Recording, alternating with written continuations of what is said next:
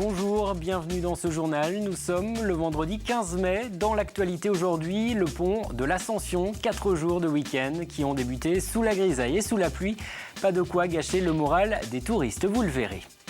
15 troupes lycéennes actuellement réunies à La Roche-sur-Yon pour le printemps théâtral des lycées, sur les planches des Vendéens, mais aussi des jeunes venus du Luxembourg, du Liban et de Roumanie.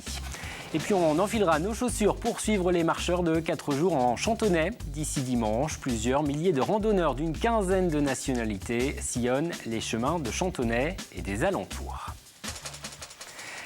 Vous avez peut-être profité des rayons de soleil aujourd'hui, notamment si vous n'avez pas travaillé et que vous faites ce pont de l'Ascension. C'est le 3e week-end prolongé de mai.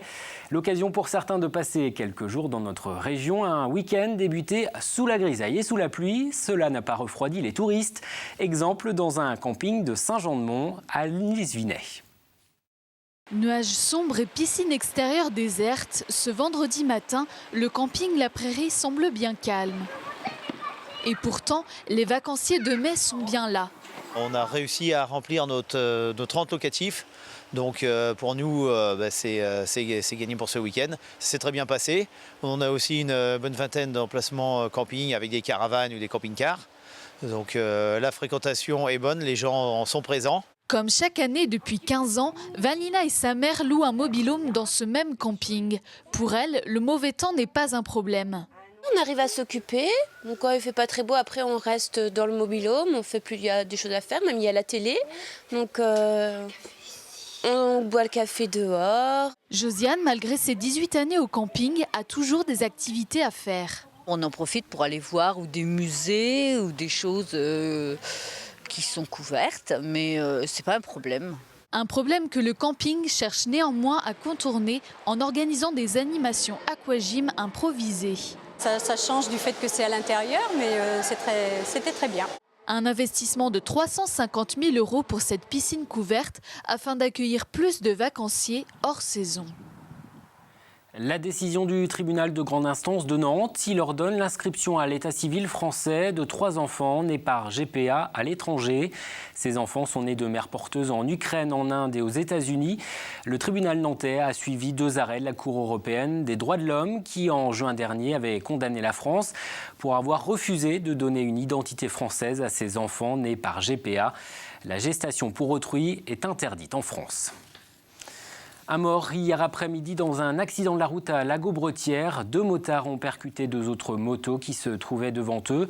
L'un de ces motards a été tué, un autre a été grièvement blessé. Et le nombre de tués sur les routes est reparti à la hausse le mois dernier en France, plus 4,3%. Depuis le début de l'année, les chiffres de la sécurité routière sont mauvais. 265 personnes sont mortes dans des accidents, soit une augmentation de plus de 2% par rapport à l'an dernier. Le compte à rebours a commencé pour les candidats au bac. Le début des épreuves écrites, ce sera dans un mois. Elles se dérouleront jusqu'au 24 juin. C'est donc l'heure des révisions. Et parmi les candidats français qui plancheront cette année, le doyen, ce sera Claude Gaudron. Il a 61 ans et c'est un habitant de La Roche-sur-Yon. Il va tenter de décrocher un bac scientifique sur 5 ans. Cette année, il va se présenter aux épreuves de sciences de la vie et de la terre et d'espagnol. Le bac, ce n'est pas un bagage, c'est une porte qui vous ouvre la permission d'aller plus loin. Je suis insatisfaite de ne pas avoir pu suivre une scolarité normale et tous ces trucs-là. J'ai une soif d'apprendre tous azimuts. J'ai commencé par le français parce que, quand même, j'ai fini par apprendre à écrire. Mais maintenant, les sciences, quoi. Une soif d'apprendre. Et les résultats du bac seront connus le 7 juillet. L'an dernier en Vendée, le taux de réussite était de 93,6%, toutes séries confondues. Elle permet aux lycéens de devenir des chefs d'entreprise en créant leur boîte le temps d'une année scolaire. L'opération Envie d'entreprendre, envie de créer vient de distinguer 14 lycées de la région. Et parmi eux, le lycée Édouard Branly de La Roche-sur-Yon. Des élèves en formation de barman ont élaboré et publié un livre de recettes de cocktails sans alcool. Leur mini-entreprise, baptisée Cocktail Concept 85, vient d'obtenir le grand prix du concours organisé par la région et le rectorat. Le lycée Notre-Dame-du-Roc, le lycée Kassler-Guiton et lauréat des Sables d'Olonne ont également été distingués. Elles ont en commun la langue française et la passion du théâtre. 15 troupes lycéennes sont réunies en ce moment à La Roche-sur-Yon pour le printemps théâtral des lycées, organisé par l'association Vents et Marées. Les élèves vendéens présentent la pièce qu'ils ont répétée pendant l'année, mais ils accueillent aussi des troupes venues du Luxembourg, du Liban et de Roumanie pour partager leur passion. Ils vont donner ensemble une représentation. Aurélia Horner. Ce matin, c'est atelier théâtre en musique. La batterie et la guitare rythmant le jeu des comédiens sous la direction de Lionel. Ce qui serait pas mal, c'est que vous commenciez là à expliquer ce que vous allez acheter, ce que vous venez chercher. Et c'est cette chose-là qui va amener une frénésie, une excitation supplémentaire. Du 13 au 16 mai, ce sont 210 lycéens qui se réunissent autour du théâtre. Ça permet de faire la connaissance de beaucoup de personnes. On a la chance aussi de jouer avec des comédiens. On voit beaucoup de spectacles, donc ça éveille aussi notre curiosité théâtrale. J'y ai participé l'année dernière et c'était une très bonne expérience pour moi. Ça m'a permis vraiment de prendre confiance par rapport à mon jeu sur scène, etc. Et c'était vraiment très très intéressant et très enrichissant. C'est la première année que je le fais. J'avais déjà entendu parler, oui, le printemps théâtral, c'est super, on fait ça. Et j'avais jamais essayé et au final, ouais, franchement, j'adore, ça se passe super bien. On rencontre des gens qui viennent de partout. De partout, c'est-à-dire surtout de Vendée, mais également du Luxembourg, de Roumanie et du Liban, comme Rola par exemple. Depuis que j'étais petite, j'ai comme une passion pour la langue française, comme j'ai une passion pour ma langue maternelle, ma langue arabe. Les élèves vont vivre une expérience qu'ils n'ont jamais vécue, surtout que ce sont des élèves qui n'étaient jamais sortis de leur village. Donc pour la première fois, c'est le grand voyage, c'est prendre l'avion.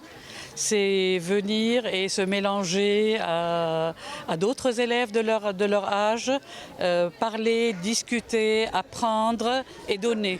Une rencontre théâtrale qui se construit en 3 temps. Faire, voir, échanger. Pour nous, l'association Vents et Marées, son principe, c'est de faire la promotion du théâtre en milieu scolaire.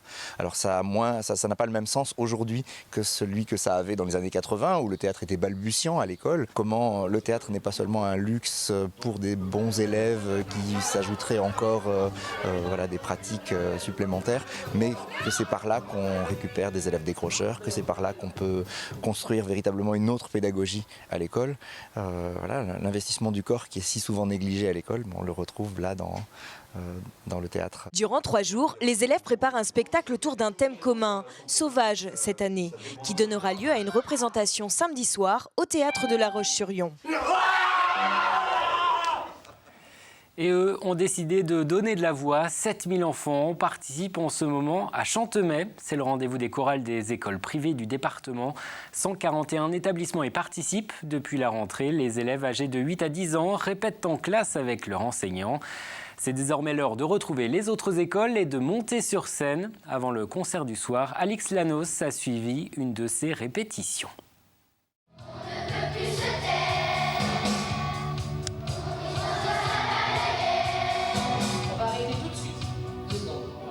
Attention à handy-stop, ne démarrez pas trop tôt. Garder le rythme avec les musiciens, chanter tous ensemble, il y a encore quelques petits ajustements à faire avant le grand soir. Après des mois à apprendre leurs chansons, c'est l'ultime répétition pour les quelques 300 petits chanteurs de 8 à 10 ans.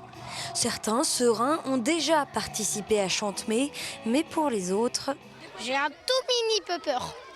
Du public, si jamais on se trompe et tout. De ne pas réussir à chanter. Cette année, plus de 7000 élèves participent à l'aventure. Ils ont répété 11 chansons d'un répertoire varié. Pas toujours facile de se souvenir des paroles. Heureusement, les plus expérimentés sont là pour donner quelques conseils. S'entraîner au moins 3 fois par semaine. Apprendre par cœur. Apprendre ses chants. Suivre le rythme, et c'est tout. Et quand vient le tour des enseignants de monter sur scène, les élèves ont évidemment tous un avis sur leurs prestations. C'est toujours la même, mais on les met quand même. Ils chantent bien. Après, ils n'ont pas appris trop leurs chansons. Bien, mais on les entend pas beaucoup. Bien, mais ça se voit qu'ils la connaissent pas trop et qu'ils ont les paroles. Mais il faut pas avoir les paroles dans les mains. 21 concerts seront donnés tout au long du mois de mai, autant d'occasions de redécouvrir des classiques de la chanson française, joyeusement interprétés aux 4 coins de la Vendée. Un mot de sport en para-badminton. 3 médailles pour Véronique Brault, championnat de France. Ils viennent d'avoir lieu à Bourges. L'athlète handisport licenciée à Aizenay a obtenu l'argent en simple. Elle est championne de France en double avec Faustine Noël. Et en double mixte, elle a également décroché l'or avec Lucas Mazur. Et puis un mot de roller. Les Herbiers accueillent ce week-end le championnat de France sur route sur le circuit de l'Étang-du-Air. Les meilleurs compétiteurs français sont attendus pour décrocher un titre national. Près de 300 inscrits, des minimes aux seniors, hommes et femmes. Ils vont s'affronter sur différentes distances et différentes épreuves, course à points, course en ligne ou course à élimination. Début donc du championnat de France roller demain aux Herbiers et c'est gratuit. Gratuit aussi la plupart des lieux culturels ouverts demain soir pour la nuit européenne des musées. Lancée il y a maintenant 10 ans, elle permet de découvrir en début de soirée et jusque dans la nuit des lieux d'exposition qui proposent souvent pour l'occasion des animations. En Vendée, une dizaine de sites sera ouvert demain soir. Vous le découvrez sur cette carte avec par exemple des démonstrations et des initiations aux danses du Marais à l'écomusée du Davio. Une soirée lecture au musée du château de Noirmoutier. À Fontenay-le-Comte, les collections du musée vendéen seront à découvrir en musique. Une petite dose de rire. La Roche-sur-Yon lance son festival d'humour. Anne Roumanoff, Virginie Hoc, Titoff ou le Jamel Comedy Club sont programmés pour la première édition de Roche de Rire. Ce sera la semaine prochaine du 22 au 24 mai, pendant le week-end de la Pentecôte, aux Oudéry. Roche de Rire au programme de la grande émission de ce vendredi. Écoutez ses organisateurs. Ils reviennent sur l'esprit de ce nouvel événement. On avait un festival de cinéma, il y a fusion sur les scènes... Sur les scènes musiques actuelles, ouais. Voilà, qui fonctionnent très très bien, avec de très belles programmations. Aujourd'hui, on s'est dit, voilà, un festival qui peut être un peu nouveau, qui va peut-être un peu détonner sur La Roche-sur-Yon. Et ça a été le choix de l'équipe. On n'a pas voulu prendre non plus de trop grosses têtes d'affiche. On n'a pas demandé à Laurent Gérard ou à des artistes... Laurent Gérard, qui avait été annoncé aux jeux par Luc Bois, le maire de La Roche-sur-Yon. Ouais. Moi, en fait, dans ma présélection, il en faisait partie. Et puis, on a décidé de rester à un niveau identique et ne pas vampiriser une soirée par Foresti ou etc.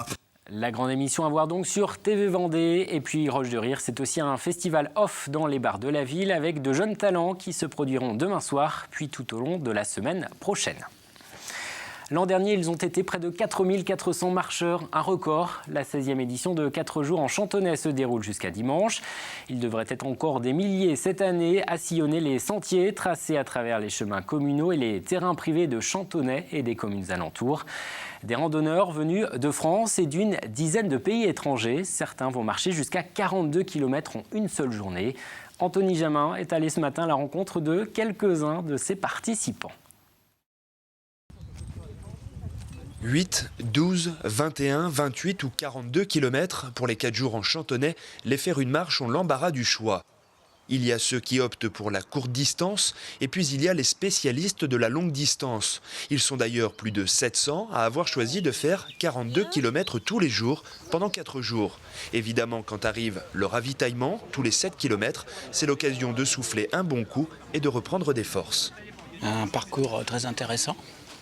Super glissante à certains endroits, mais bon, quand même très agréable. La première série, c'était assez costaud, c'était même très costaud. Et ici, c'est magnifique, c'est vallonné, mais c'est beau, comme chaque année d'ailleurs. Ce que je trouve formidable chez vous autres, c'est que vous changez les parcours tous les ans. Le cadre des différents circuits est donc un plus pour cette manifestation. On marche, certes, mais on découvre aussi, comme ici le château de Lono, une bâtisse de la fin du 19e siècle et ses 5 hectares de verdure. Et ce grâce au travail conjoint des quelques 300 bénévoles. Ce sont des parcours d'un jour, quoi. Et c'est ce qui fait que tous les ans, on a une variété de circuits différents et que les gens qui reviennent chaque année eh bien, trouvent de nouveaux circuits et découvrent de nouveaux endroits qui sont merveilleux. C'est un atout formidable que l'on a. Nous arrivons du côté des Épaisses, depuis du Fou. Donc nous, on connaît plus la Sèvre nantaise et c'est très très joli par ici. Puis direction le château de la Mouée et sa vue panoramique sur Chantonnay et le Bocage, avant une arrivée tout en douceur dans le parc Clémenceau. Côté organisation, c'est l'éclectisme des marcheurs qui fait plaisir à voir. Leur âge, quelquefois, nous émerveille aussi. 81 ans pour un Japonais, mais aussi 2 mois sur les épaules de papa. Bon, voilà, ça c'est formidable. Des circuits ouverts à tous et même une nocturne. Ce vendredi soir, 11 km attendent les marcheurs. De quoi préchauffer les mollets avant un nouveau départ demain matin. Et le soleil devrait dans l'ensemble accompagner ces marcheurs pendant ce week-end, surtout dimanche. Demain matin sera nuageux avec quelques risques d'averses. Mais les éclaircies seront de retour dans l'après-midi. Les températures 8 à 12 degrés, puis 17 à 18 pour les maxis. Dimanche sera une journée agréable avec de belles apparitions du soleil. Les températures seront stables. Le détail des prévisions, c'est dans un instant. Lundi, vous retrouverez pour ce journal Edwige Richard. Très bon week-end.